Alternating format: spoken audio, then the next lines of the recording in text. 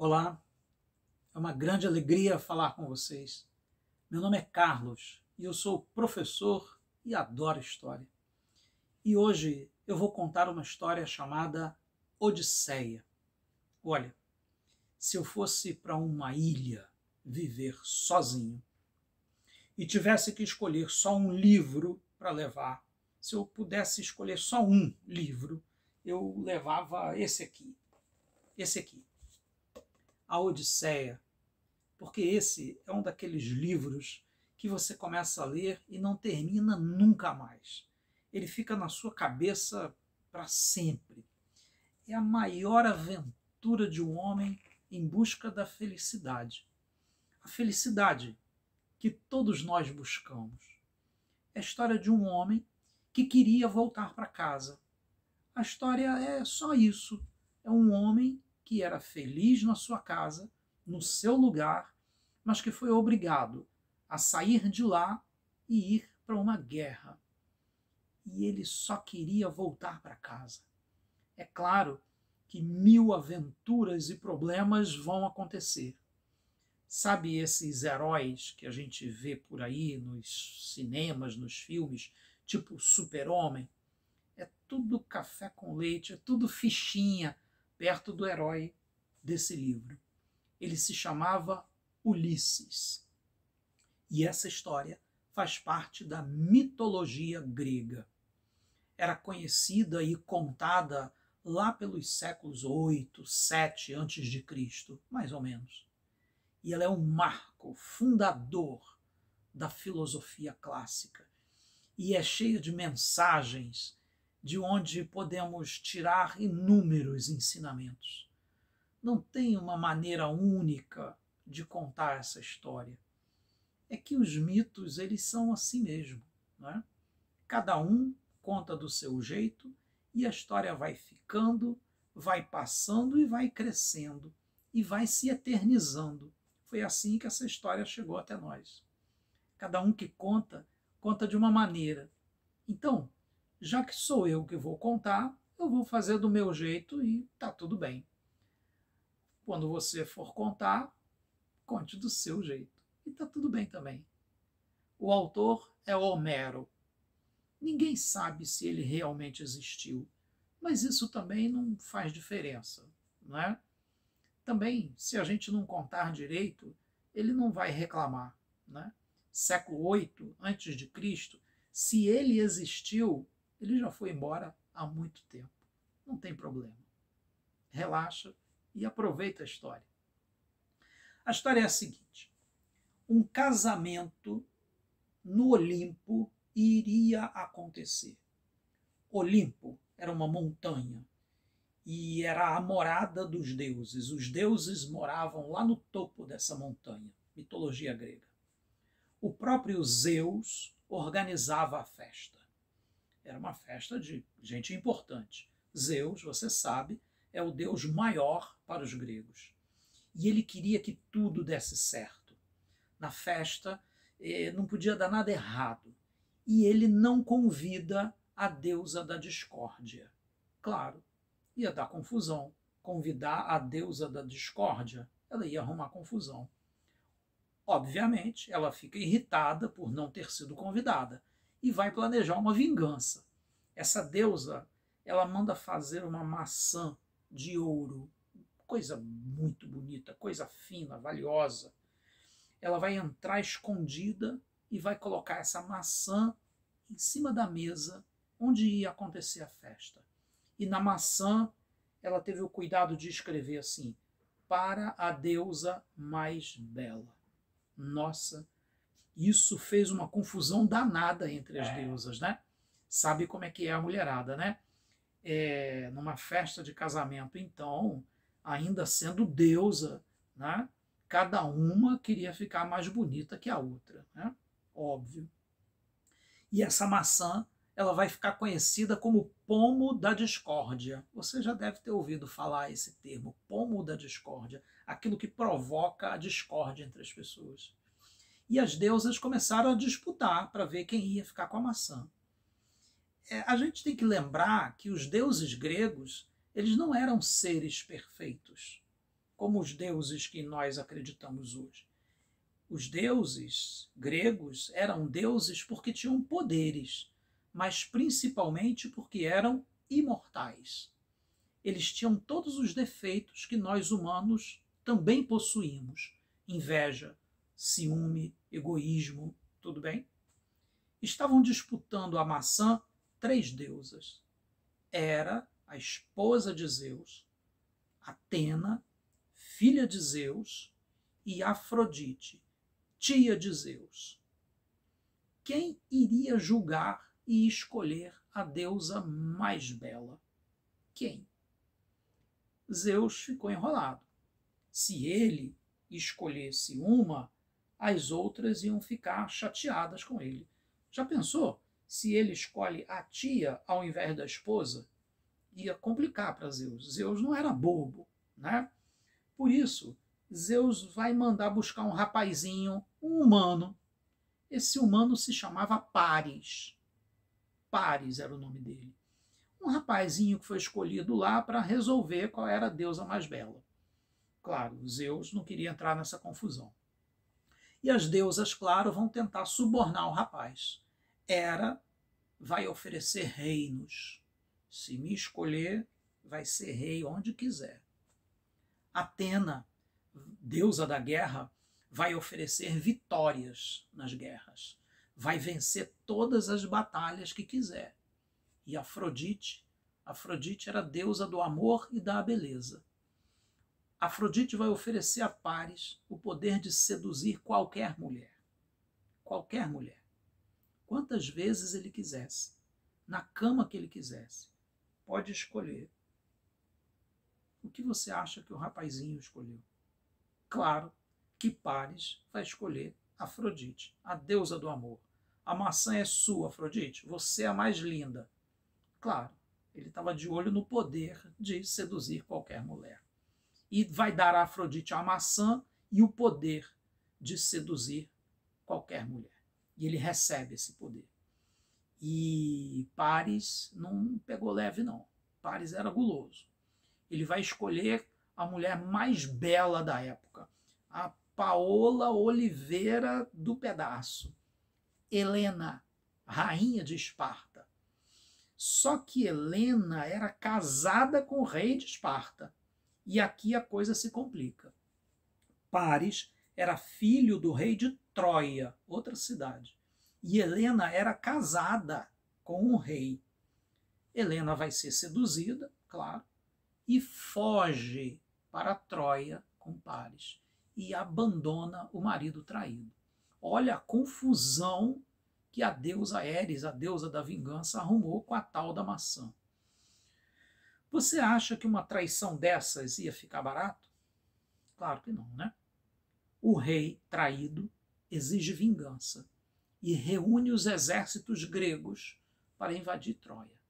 Começa a famosa Guerra de Troia, assim, desse jeito. E os gregos estavam perdendo a guerra. Não conseguiam invadir Troia e resgatar Helena. Os gregos então vão chamar Ulisses. E é aí que começa a aventura do nosso herói.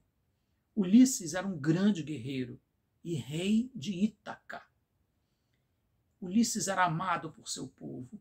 Ulisses vivia feliz com sua esposa e seu filho, estava de boa, tranquilão. Ulisses não queria ir para a guerra, mas é obrigado. Os reis tinham um acordo de se apoiarem em caso de guerra. Ulisses é obrigado a ir. Vai passar 20 anos fora de casa, 10 anos lutando na guerra e 10 anos tentando voltar para casa.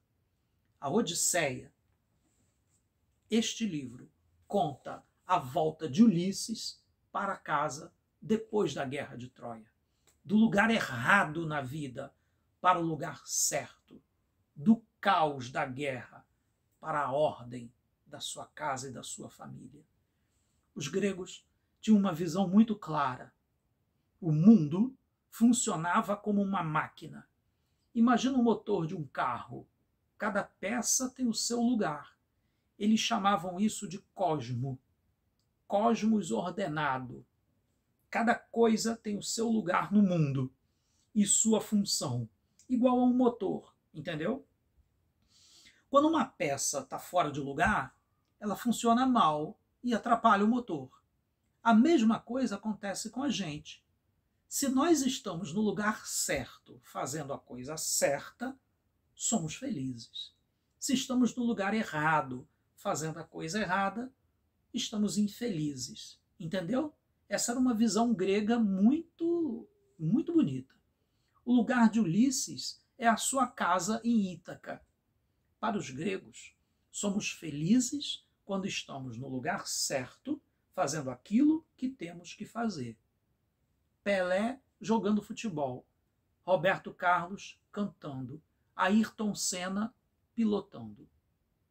Todas as coisas no mundo têm a sua função. O sapo, o vento e a goiabeira têm a sua função e não erram. Goiabeira não dá banana. Sapo não vira leão. Goiabeira é goiabeira, sapo é sapo. Só erra quem pode escolher o próprio caminho. Nós, os humanos. Nós podemos viver bem no nosso lugar ou viver mal fora do nosso lugar. Sabemos qual é o nosso lugar? Você sabe qual é o seu lugar? O seu trabalho é um sacrifício para você? Você está na guerra perdido como Ulisses ou está no seu lugar nesse mundo? Mas como é que eu vou saber qual é o meu lugar? A vida é confusa, é complicada. Como é que eu vou ter certeza qual é o meu lugar? Isso aí só você pode responder. E para você tentar responder a essa pergunta, nós precisamos aprender a primeira lição da filosofia. Conhece-te a ti mesmo. Se você é professor e tem talento, e tem o dom e gosta de ser professor, dê aula. Se é cantor, vai cantar. Se é esportista, vai praticar o seu esporte. Se é médico e tem o dom para isso, vai procurar um hospital para trabalhar. Mas antes, saiba quem é você. Saiba quais são as suas virtudes, suas habilidades e os seus talentos. E a história continua. Ulisses ajuda os gregos a vencer os troianos. É dele, inclusive, aquela ideia de construir um grande cavalo de madeira, né? E que vai ajudar os gregos a invadir a cidade de Troia, o cavalo de Troia. Depois de 10 anos na guerra, Ulisses só quer ir para casa. Ulisses já estava de saco cheio de guerra, de tanta violência, né? E depois da guerra vencida, né? Depois que os troianos são derrotados, ele tenta voltar para casa. Na viagem de volta pelo mar, Ulisses chega a uma ilha e é preso por um monstro, o Ciclope. Ciclope é aquele monstro que tem um olho só assim no meio da testa. Você já deve ter visto aí na televisão, nos filmes.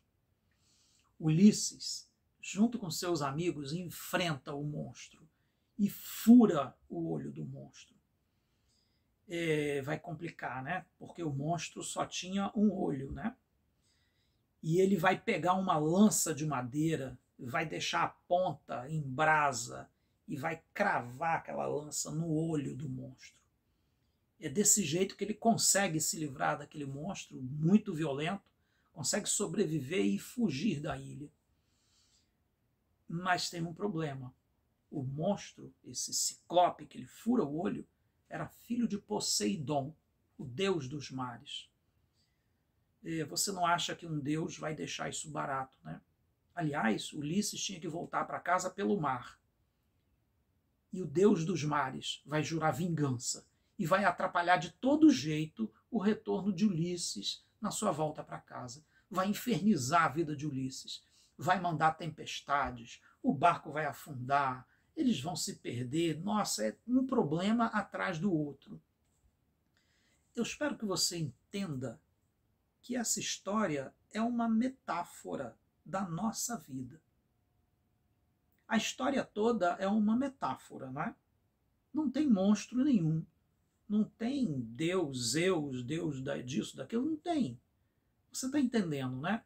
Isso é uma metáfora, uma mensagem. E qual é a mensagem aqui? Nós podemos viver mal, porque não sabemos qual é o nosso lugar, porque estamos perdidos. Mas podemos viver mal também, porque o mundo nos atrapalha e nos impede de chegar ao nosso lugar de sermos felizes.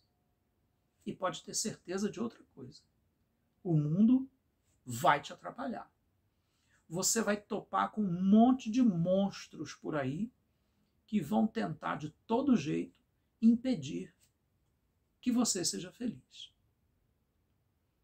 A Odisseia e os monstros que impedem Ulisses de chegar a Ítaca e à felicidade são uma metáfora dos problemas que enfrentamos em nossas vidas. Desemprego, doença, separação, gente que só atrapalha. Você sabe do que eu estou falando, né? O que tem de gente para atrapalhar é uma enormidade. Tá cheio de monstro por aí tentando encher o saco. Você sabe disso. Mas a história é muito mais rica do que isso. Nem todos os problemas que nos afastam da felicidade são violentos, são agressivos. Algumas coisas que nos afastam do nosso lugar são até sedutores. Olha só. Diante da sua desesperada tentativa de voltar para casa, Ulisses chega à ilha da deusa Calipso. Não é a Joelma da banda Calipso, não. Calipso é o nome de uma deusa grega. Nossa, Calipso era linda. Linda. Você tinha que ver. Calipso era uma deusa maravilhosa, linda. Vivia numa ilha paradisíaca, com várias ninfas. Ninfas são mulheres jovens, também muito lindas, que serviam a sua deusa, tipo Xuxa e as Paquitas, por exemplo. Uma ilha só com mulheres, mulheres lindas. Pensou? A deusa Calipso se apaixona por Ulisses. E Calipso resolve dar muito prazer a Ulisses.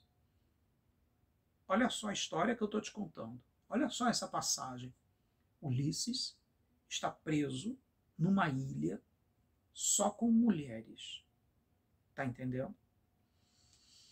Se você é mulher e está me ouvindo agora, pode estar achando essa história bem machista. E é machista mesmo, claro, 8 séculos antes de Cristo. Mas tudo bem, é só você inverter o raciocínio, né? Imagine que você está presa numa ilha com Cauã Raymond e tem um monte de Rodrigo Santoro espalhado pela ilha. Melhorou? Calipso não deixa ele ir embora. Ele não tem mais barcos. Poseidon destruiu todos os barcos. Ulisses está preso. Calipso e Ulisses ficam juntos vários anos presos na ilha. Presos na ilha. Tudo de bom.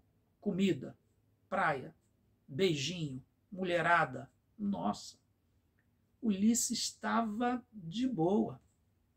E ele ficou realmente lá preso vários anos naquela ilha.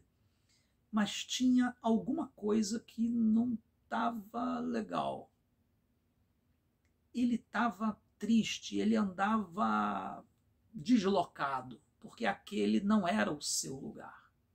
No fundo, o que ele mais queria era voltar para casa. E Calipso encontrava ele chorando. Estranho. Você já teve a sensação de estar em um lugar muito bacana, muito bonito, muito sofisticado, com tudo de bom, e não se sentir bem? Não se sentir parte daquele lugar? Entenda. O bom é sempre bom para alguém, em alguma situação, e pode não ser bom para o outro. Pois é, essa era a sensação de Ulisses, de não fazer parte daquele lugar. Um dia, Zeus ordena que Calipso liberte Ulisses, que ele volte para casa. Calipso, apaixonada, não quer que ele vá embora. E Calipso vai apelar. Você sabe, né? Mulher, quando está apaixonada, é difícil segurar, né? E Calipso vai jogar aquele charme para cima de Ulisses. Ela chega toda insinuante e diz assim: fica comigo, eu te dou a vida eterna e a juventude. É só ficar comigo. Vida eterna com juventude. 20 aninhos para sempre, numa ilha deserta com uma deusa. Quem não quer isso?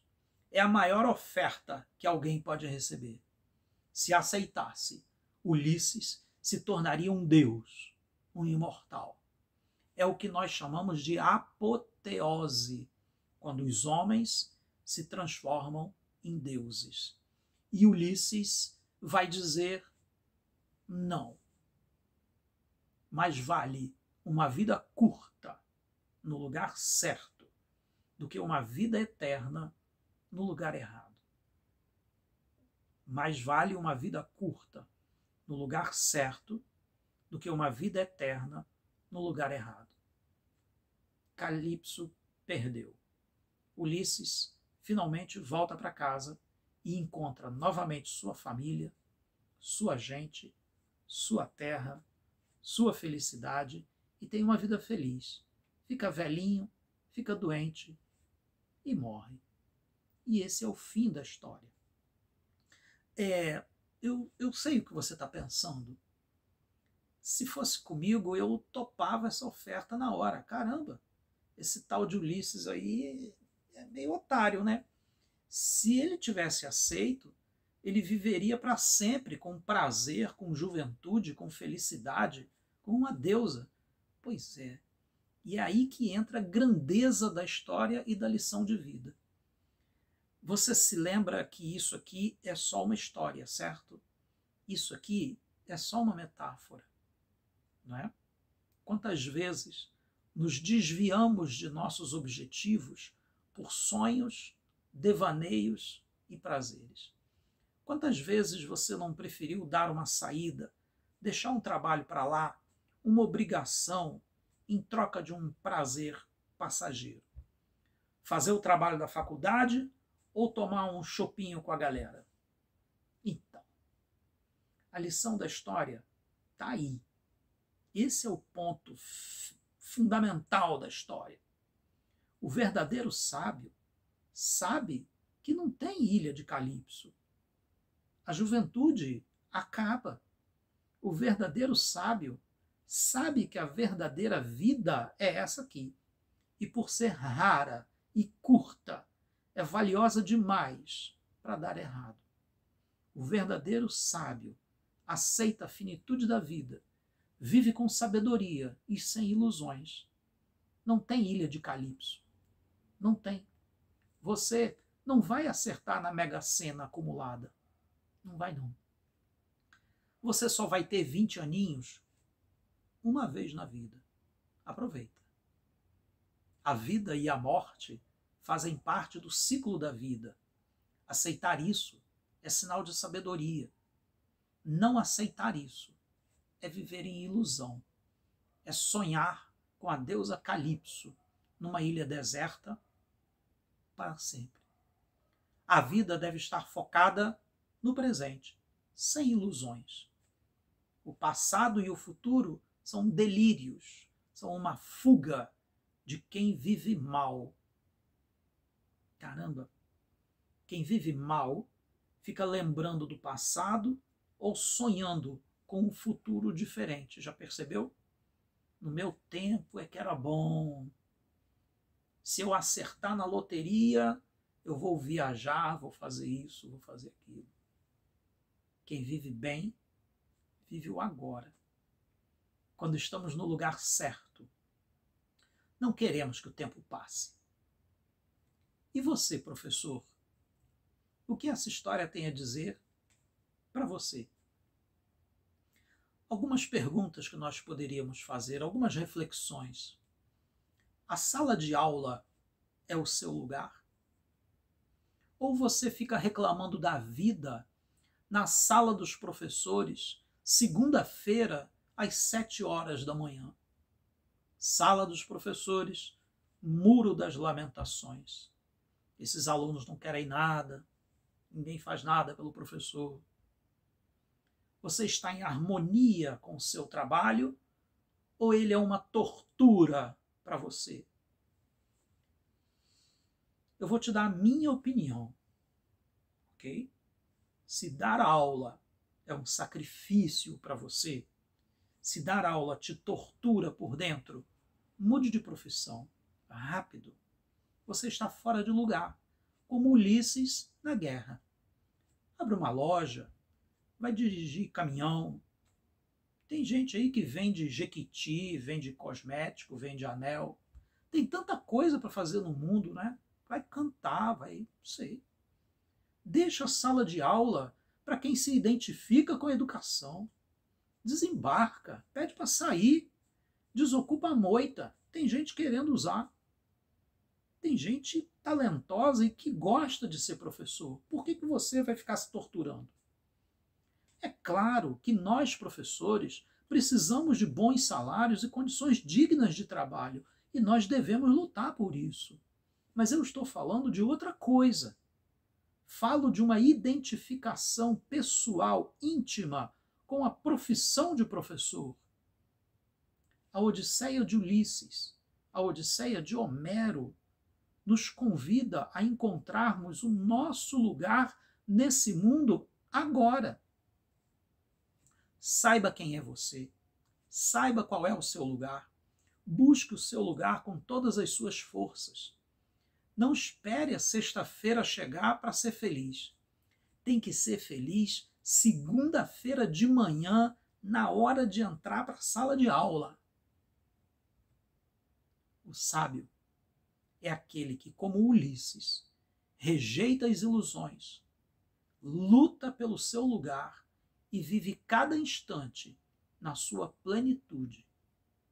O sábio, talvez, seja aquele que lamenta menos, espera menos e ama mais. Olha, eu contei essa história do meu jeito e dei a minha interpretação. Se você tem outra maneira de contar e entender essa história, tá, tudo bem. Conte da sua maneira e dê a sua interpretação. É assim que os mitos são eternos. Eles são contados e recontados infinitas vezes e de infinitas formas. Foi assim que essa história chegou até nós hoje. E se você quiser umas dicas de leitura sobre mitologia grega, vamos lá, eu tenho uma muito legal para você. É esse aqui. Ó. A minha sugestão de leitura para você, professor, ou quem tem interesse, é esse livro aqui.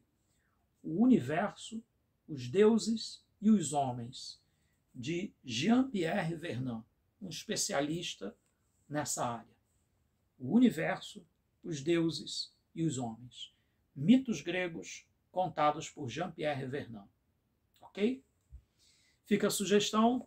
Muito obrigado por sua atenção. Boa leitura. Um abraço.